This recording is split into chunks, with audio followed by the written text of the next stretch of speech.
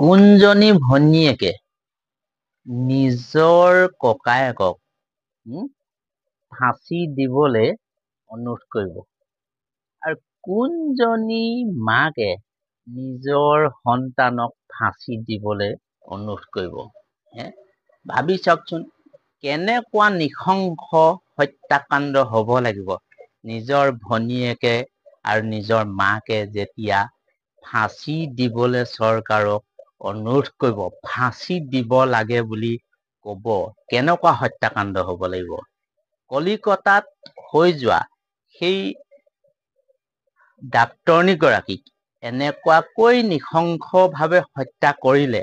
এনেকুৱাকৈ ধৰ্ষণ কৰি হত্যা কৰিলে জীৱন্ত অৱস্থাত চকু ফুটাই আৰু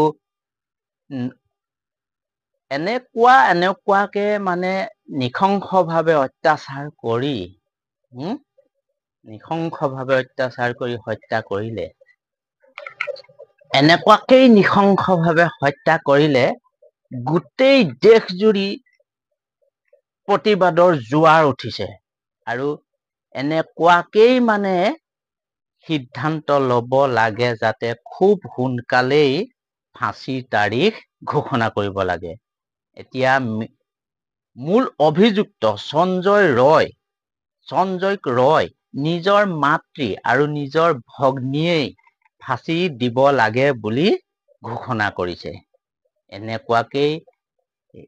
ইমানেই লম্পট ইমানেই নৰপিশাচ ইমানেই অত্যাচাৰী এনেকুৱা মানুহ এই পৃথিৱীত থকাত কি নথকাই ভাল সেইকাৰণে কৈছো অতি সোনকালেই ফাঁচীৰ তাৰিখ ঘোষণা কৰক এনেকুৱা মানুহ যাতে পৃথিৱীত থাকিব নোৱাৰে আৰু ইয়াৰ পৰাই এই পিছৰ যিখিনি